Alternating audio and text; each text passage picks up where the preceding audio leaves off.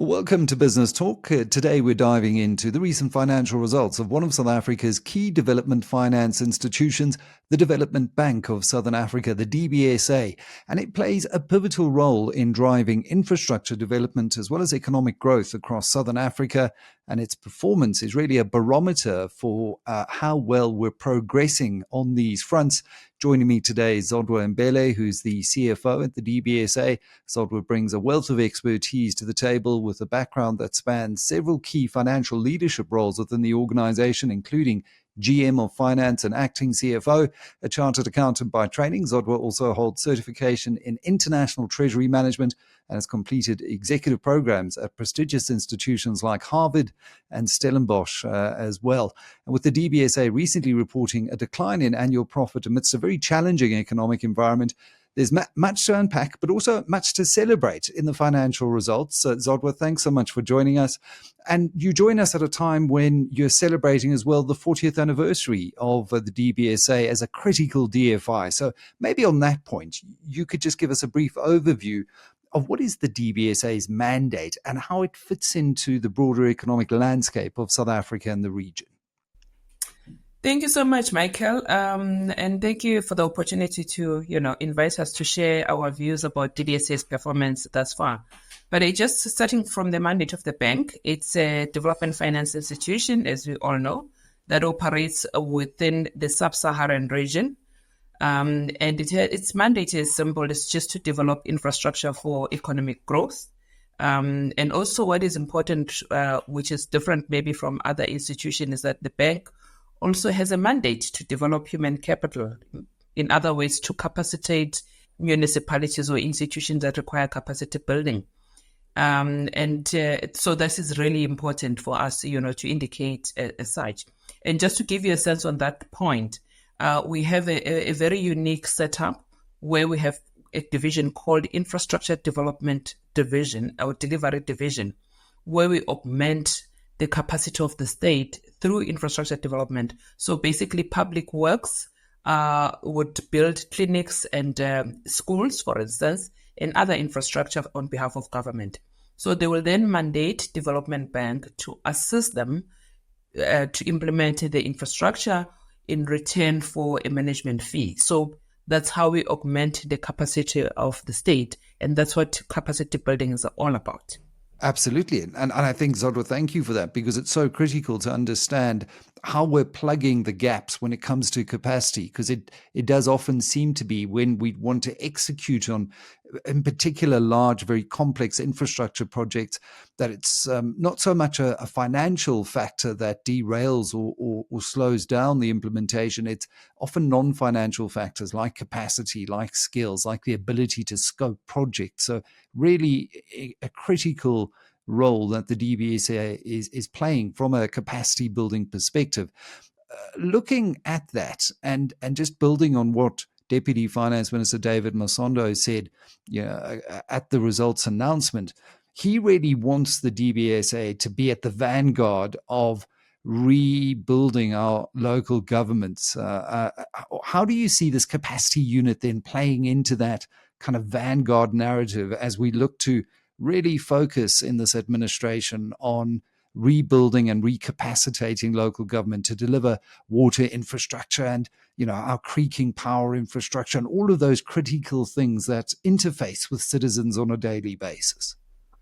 Yeah. So from the broader mandate that I've already outlined, right now, the execution of the mandate, what we then do is with the municipalities and other institutions, we play a very critical role throughout the value chain. So basically, the bank plays a role in the planning stage, which we call the project preparation stage and planning for infrastructure development. And for municipalities, for instance, we assist them with preparing the master plans. Let's say Munis has identified the need to develop electricity infrastructure within their sector and their areas. But they need to unlock certain grants from government.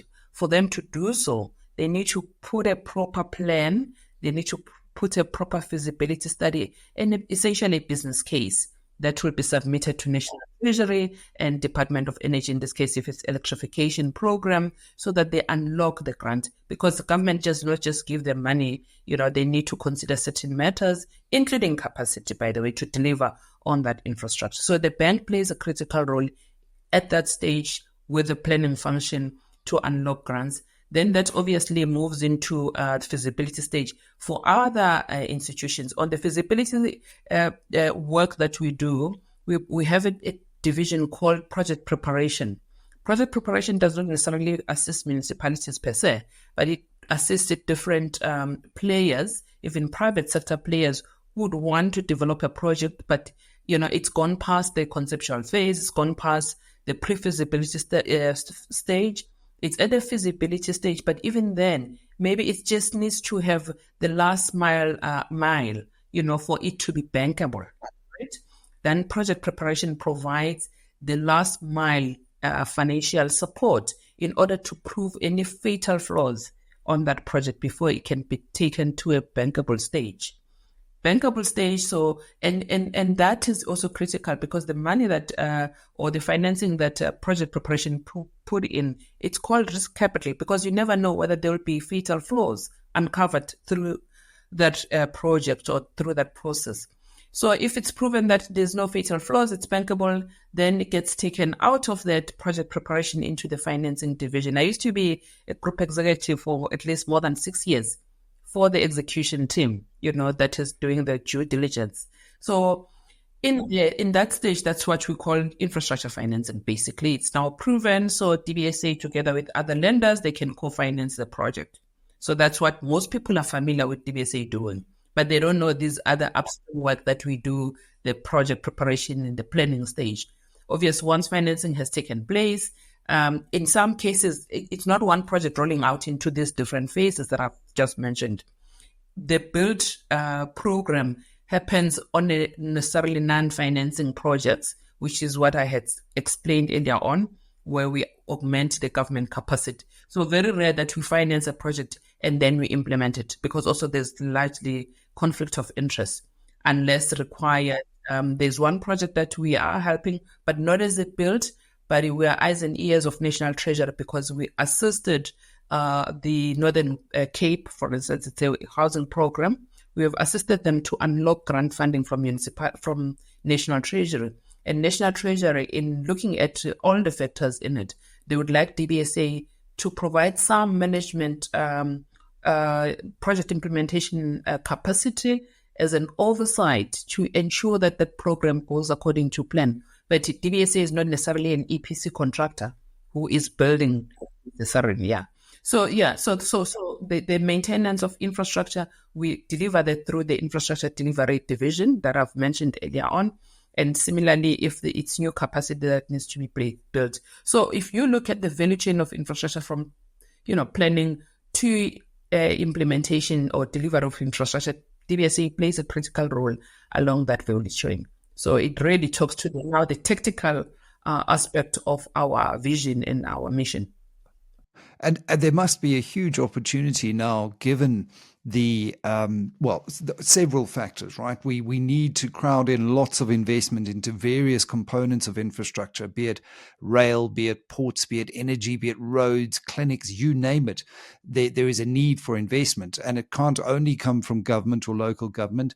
There's lots of talk of public-private partnerships, and so there is this huge need on the one hand, but increasingly there's also this role that you're playing in facilitating and capacity building and getting the projects to a bankable phase. Maybe you could just share some insights into the kind of appetite that you're seeing from various role players and partners, specifically in the private sector, to come in and partner with the likes of a DBSA around various infrastructure projects in the country. I recall the Strategic Infrastructure Program, and at that time, the now Electricity Minister, Dr. Josienza Ramakgopa, was heading up strategic infrastructure inside the presidency, and there were about 50-odd earmarked big projects. Where are we in terms of rolling those out, and how confident are you that we can then use this infrastructure program to catalyze economic growth and prosperity in the country? Yeah, so those projects that you're referring to, they were gazetted at various points at different times. I mean, one of which would be the IPP program, the CSP, for instance. It was just a myriad of projects that needed to be gazetted. And where DBSA plays a role, I mean, you are aware that we have played a very critical role in supporting the IPP office that does the procurement for independent power producers on behalf of ESCOM, for instance, on behalf of government. So that's a very key project that one can even indicate. It's a program where you see private players, participating into the rollout of the infrastructure, obviously on the back of being paid or underpinned, government guaranteed, paid by ESCOM. So we see kind of those projects. But I mean, other projects where we collaborate, just think about it. DBSA is sitting on the number of financing instruments that we tap from our partnerships. Just to give you a sense on that, we are one of the accredited institutions on the Global Environmental Facility, right? That is funded by the UN. In mobilizing such financing for decarbonization strategy of the country, we then plug in that kind of financing into various programs. Currently, we are collaborating with Water Affairs, for instance, to set up what we call Water and Sanitation Department. We have set up a water partnership office within the Development Bank, tapping into various sources or pockets of financing that are aligned in terms of the mandate with that infrastructure program that we are trying to roll out. Now, in the Water Partnership Office, there's also private sector players, the ASISA, the Association of the Savings Association with the asset managers, for instance. They're also putting in some money in a form of capacity building, to ensure that whatever projects that we are cooking, we're structuring for bankability out of that Water Partnership Office, it's beneficial to the association of the Savings and Investment Forum, which is basically the asset managers. They can fund those projects coming out of it. They are bankable. So once again, DBSA not only plays a role of capacity building for the water sector project, but also we're churning out projects that will be bankable and be made available in the market. The last count that I had with, and it will come, they will be in different forms, those projects. And by the way, those projects are from the municipal sector. They are not from anywhere else. We are talking to the municipalities. And at the last count of 47 projects that have been identified, there has to be few of them that come out of that, which are now bankable. And it's beneficial for all the financiers in the market, be it the asset managers themselves and the lenders. So you can already see just one program. It's just it's an ecosystem of so many players who needs to participate in that. It's very encouraging that we see the likes of an ASISA partnering with yourselves.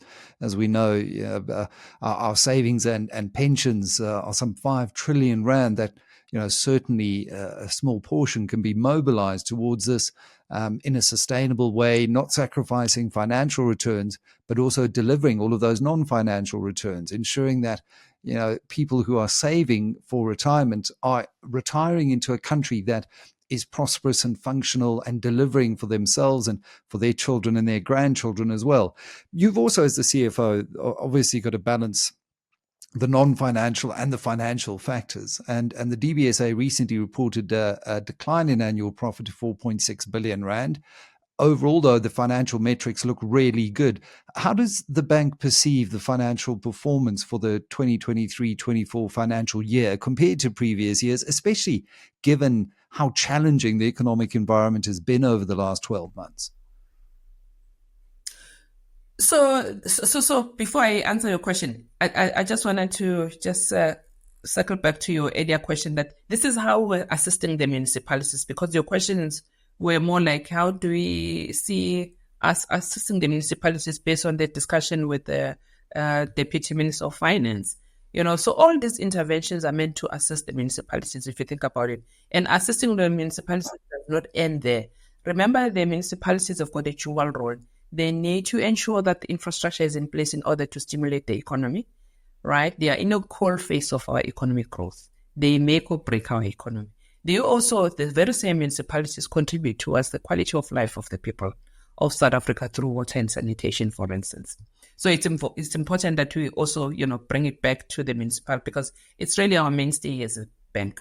But just coming back to your latter question now, really it's a pleasant set of results, as we have indicated, as we were presenting the results, in a sense that if you look at the challenging economic environment that we're operating in, geopolitics, political tensions that we have also witnessed in the recent past, and the bank really plays a very counter-cyclical role.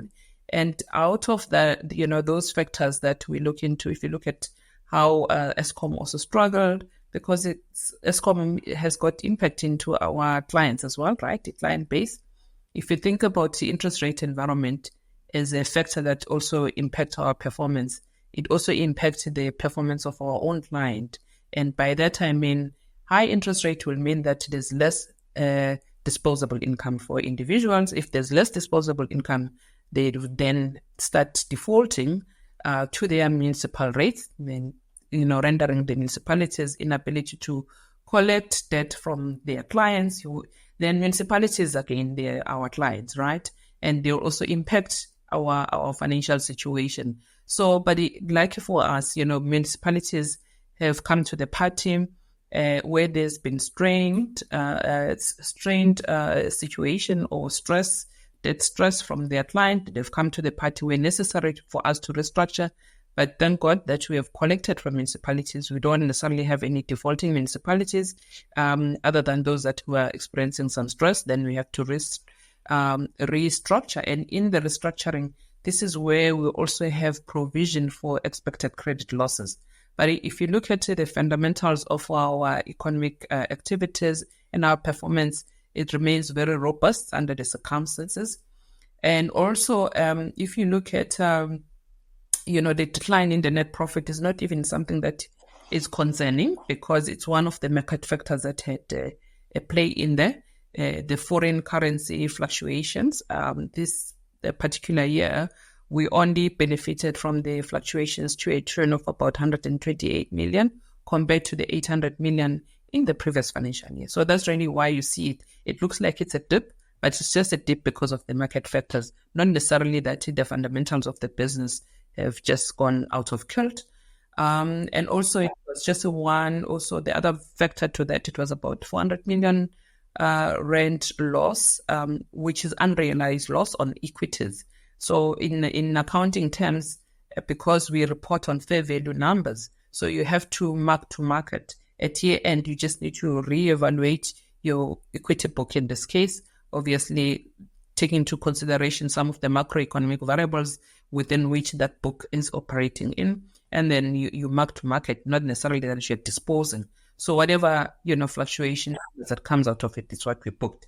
So it's important that we also indicate that factor, that it's not necessarily yet a realized loss.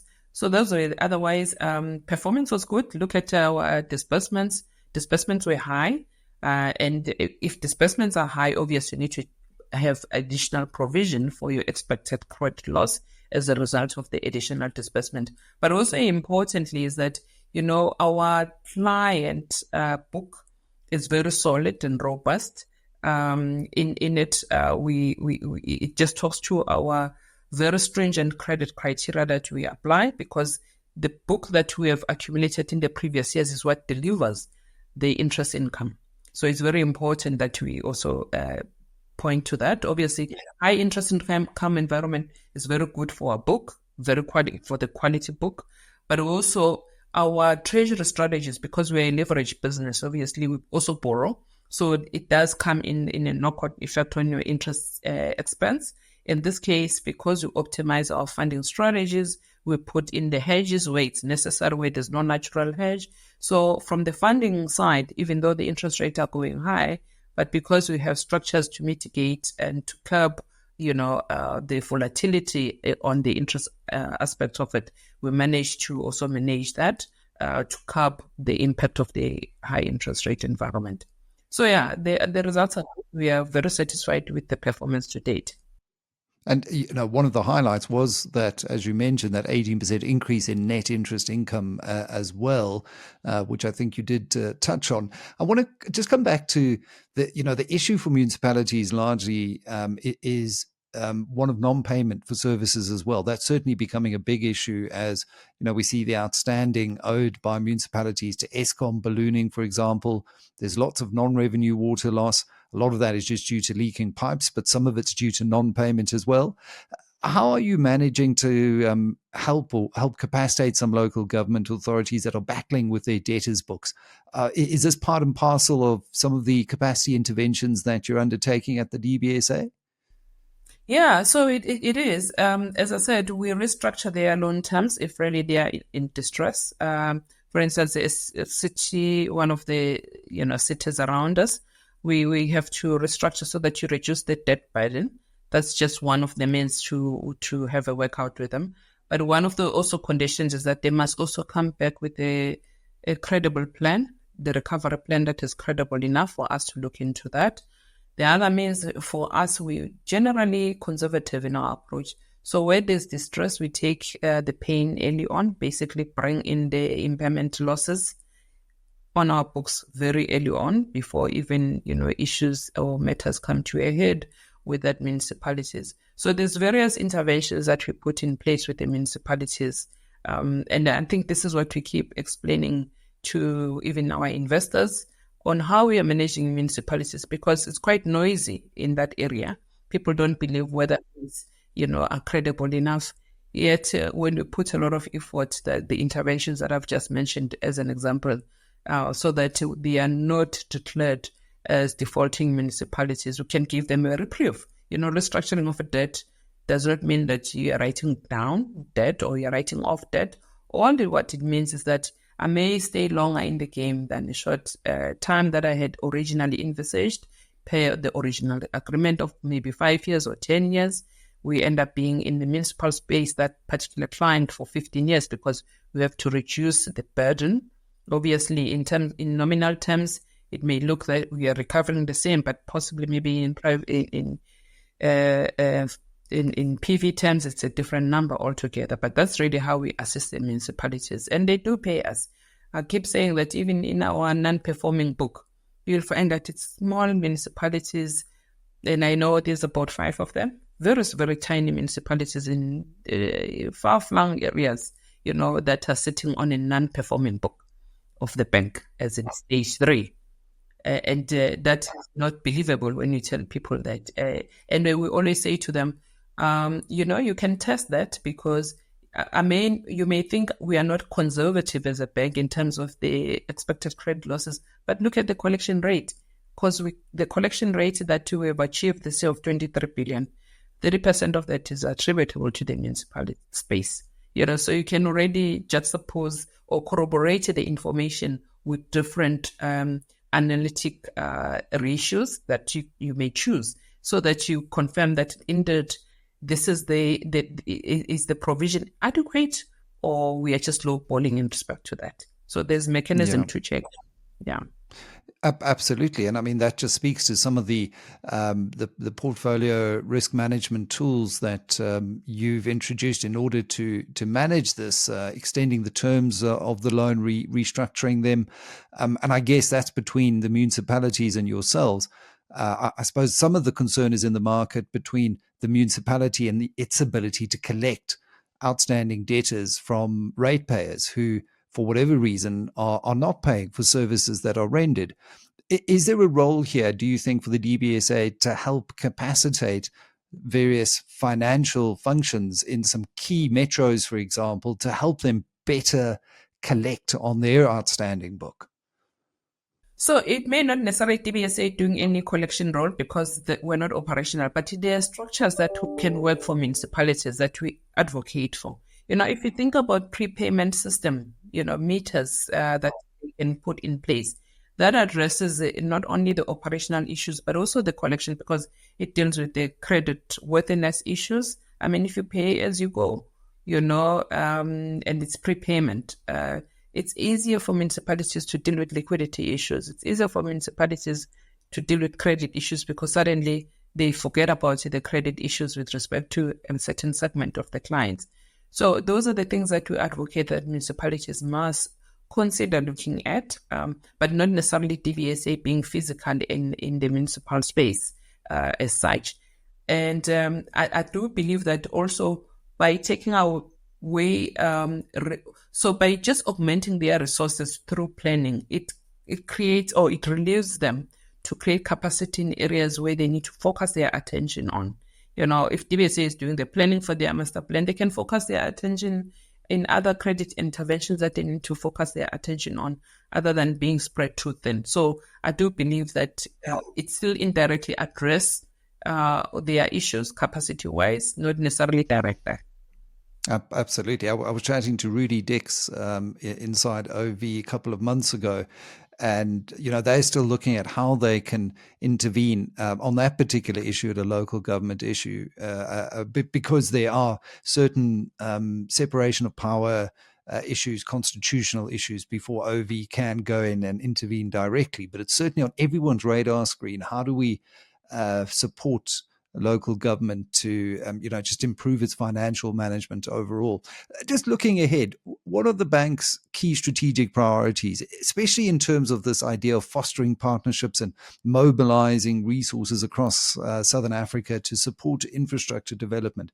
What are your key priorities over the next 12 months? So our key priorities, it's one of which is regional integration. In the regional integration, it takes many forms and shapes. It's in the form of projects. There's many projects that are integrating more than one country.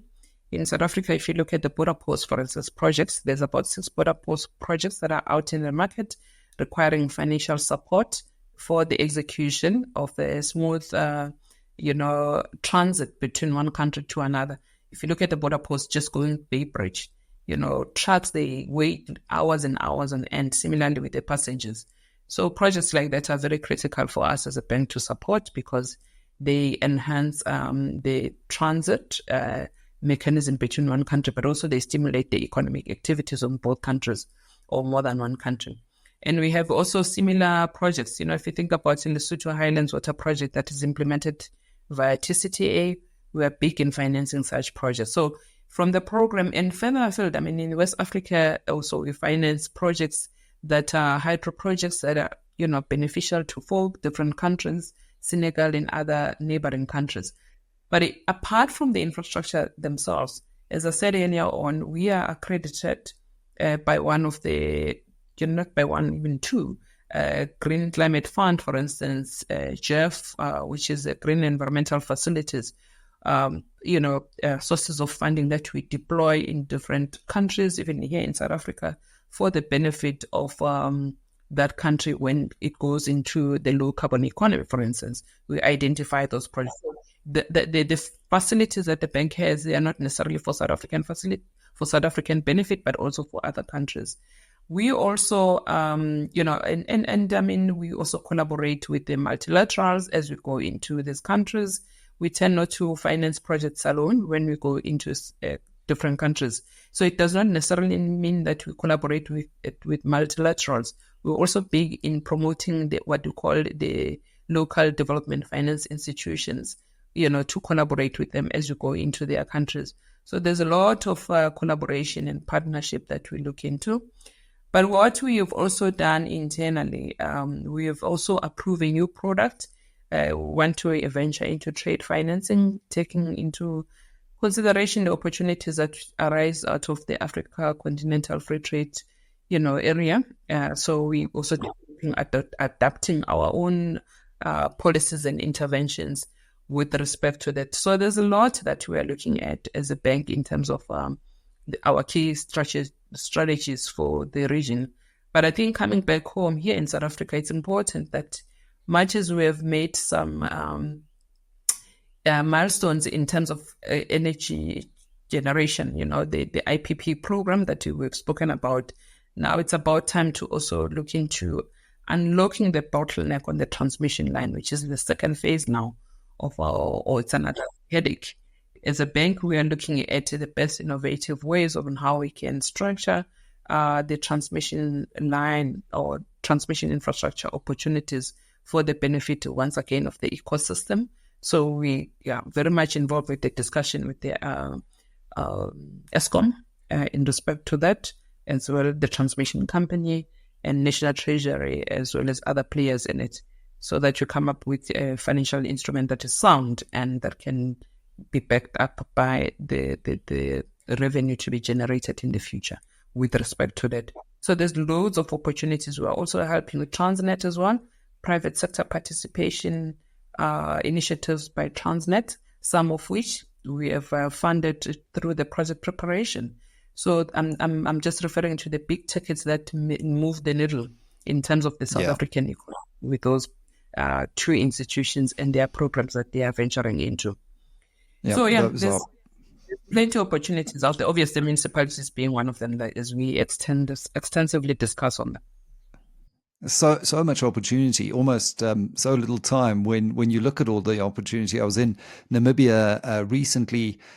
They're also looking at how they supplement their own water infrastructure, given that they're in the teeth of a terrible drought at the moment, and further diesel potential opportunities there.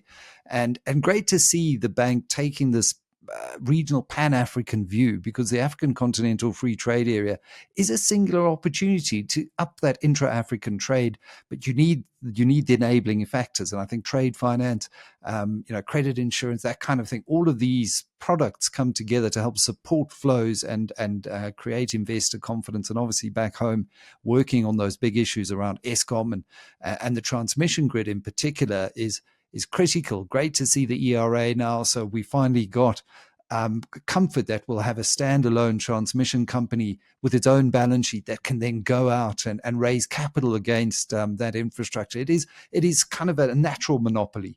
But generation, as we know, really is welcome with competition. And Transnet, well, there's a long road ahead, but the signs are encouraging. Chatting to some of the coal mining companies, they're very confident in the new board and its ability to execute with partners like the DBSA playing these key catalytic roles. Zodwa, thank you so much.